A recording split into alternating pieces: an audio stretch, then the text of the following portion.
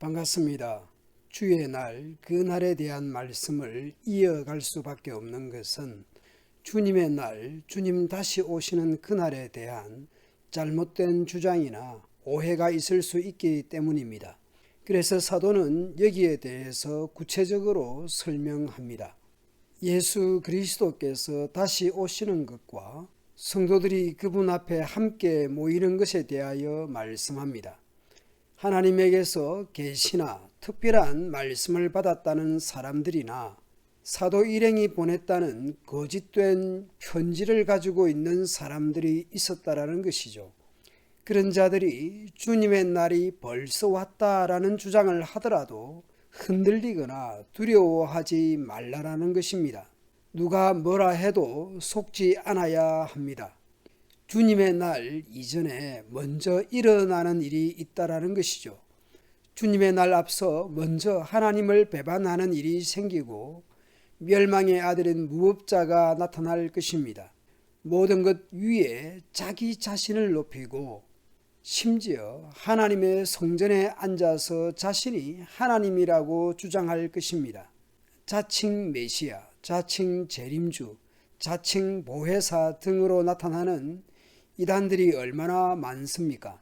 성경을 가지고 열심히 모이고 공부하고 심지어는 사람들에게 엄청 잘해주기도 합니다.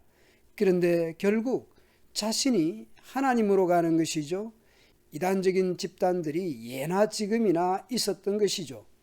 이런 것들이 있을 것에 대해 이미 사도는 교훈했었습니다. 이 일들은 내가 여러분과 함께 있을 때에 모두 말했던 것들인데 여러분은 기억하지 못합니까? 이 악의 자녀는 지금 어떤 힘에 의해 사로잡혀 있으나 적절한 때에 풀려나게 될 것입니다. 이미 악의 세력이 세상 가운데 슬며시 나타나고 있지만 아직은 어떤 힘에 의해 눌려 있습니다. 그를 누르고 있는 힘이 다른 곳으로 옮겨질 때까지 꼼짝 못하고 있다가 마침내 이 악한 자는 그 모습을 드러낼 것입니다. 그러나 결국은 영광 중에 오시는 주 예수께서 그분의 입에서 나오는 입김으로 그를 죽이고 말 것입니다. 이 악의 세력이 자기 멋대로 자기 하고 싶은 대로 마음대로 하는 것이 아닙니다. 잠시 큰 능력을 가지고 있는 것처럼 보이지만 하나님의 통제 아래에 있으며 결국은 그날에 완전히 죽임을 당하게 될 것입니다. 2장 1절에서 주님의 강림과 9절에서의 악한 자의 나타남은 같은 단어입니다. 악한 자가 나타나서 하는 일들이 무엇인지 알려줍니다. 악한 자는 힘도 있고 머리도 있습니다. 악한 자는 능력도 있고 깨와 지혜를 가지고 있습니다. 그는 사탄의 힘을 빌어서 큰 능력을 보일 것입니다. 많은 거짓 기적과 표적을 행하는 것은 물론 진리를 사랑하고 따르기를 거부한 사람들을 자기 편으로 끌어들이기 위해 온갖 꾀를 사용할 것입니다. 만약 이들이 진리를 따랐다면 구원받을 수도 있었을 것입니다. 그러나 이들이 진리를 따르는 것을 거부했기 때문에 하나님께서는 그들이 진리를 떠난 헛된 것을 쫓아서 잘못된 길로 가도록 내버려 두셨습니다. 애굽의 바로가 스스로 완악하였던 것을 내버려 두셨고 로마서에서도 부끄러운 욕심에 내버려 두셨다고 말씀했습니다. 악하고 나쁜 짓을 계속하는데도 아무 문제가 없어 보이는 것은 심판이 없는 것이 아니라 그 자체가 심판인 것입니다. 그렇기 때문에 진리를 거부하고 진리를 믿지 않고 헛된 것을 쫓아 살고 죄 짓는 것을 즐기는 사람들은 심판을 받게 될 것입니다. 그러면 데살로니가에 있는 주님의 백성들은 어떤 사람들이며 성도들은 어떻게 됩니까? 사랑하는 형제 여러분, 주님은 여러분을 사랑하십니다. 데살로니가 교회 성도들은 사도 일행이 사랑하는 이들이며 예수님의 사랑받는 이들입니다. 수직적으로도 수평적으로도 사랑받는 이들입니다.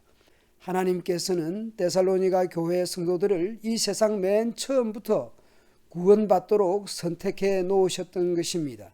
사도 일행이 데살로니가에 입성하기 전 이미 그렇게 하나님께서 작정해 두셨습니다. 그러므로 우리는 하나님께 늘 감사를 드려야 할 것입니다. 거룩하게 하시는 성령과 진리 안에 있는 믿음으로 구원받았고, 하나님은 사도 일행이 전한 복음을 통해 데살로니가 교회 성도들이 구원받도록 하셨습니다. 그리고 하나님께서는 주 예수 그리스도의 영광을 나누어 주시기 위해 부르셨습니다. 데살로니가 교회 성도들이 얼마나 특별한 존재인지 사도 일행은 말씀했습니다. 선택과 구원과 거룩과 영광으로의 부르심을 말씀합니다. 15절에서 말로나 편지는 무엇이겠습니까?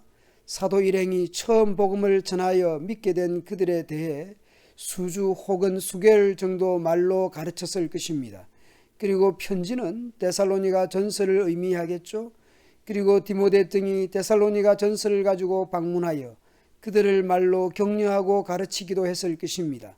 그런 모든 것들이 말로나 편지일 것입니다. 그리고 전통을 지키라고 했습니다. 데살로니가 교회가 설립된 지 그리 오래된 교회는 아니었습니다. 그러니 우리가 생각하는 그런 의미의 전통이 아닐 것입니다. 말로나 편지, 즉 설교든 성경 공부든 바울이나 디모데의 그 모든 가르침을 의미할 것입니다. 그런 것들을 잘 간직하고 붙들고 사는 것이 전통을 지키라는 의미일 것입니다.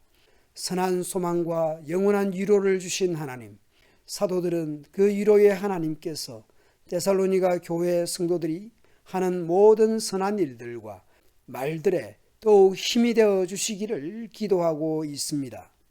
데살로니가 교회 성도들은 온갖 핍박과 환난을 당하는 중에 있습니다. 믿은 지 얼마 안 된 그들이 당하는 어려움은 실로 많은 고난을 받았을 것으로 추측해 봅니다. 로마의 폭정으로 비롯된 고난이 있을 수 있을 것입니다. 타락한 세상과의 관계에서 사회적 고난이 있었을 것입니다. 회당에서 바울의 전도로 믿게 되면서 전통적인 유대인들로부터의 핍박, 온갖 이단적인 가르침으로부터의 문제 등등으로 힘들었을 것입니다. 사도 일행은 그들을 위해 교훈하고 있고 기도하고 있습니다. 결국 말씀과 기도가, 가르침과 중보 기도가 고난 중에 데살로니가 교회 성도들을 격려하는 것이며 힘있게 하는 것임을 보게 됩니다. 혹시 우리 중에 고난과 환난 당한 성도가 있습니까? 말씀과 기도가 여러분의 삶을 에워쌀 수 있기를 바랍니다. 위로의 하나님께서 여러분이 하는 말과 모든 선한 일에 더욱 힘이 되어 주시기를 축복합니다. 감사합니다.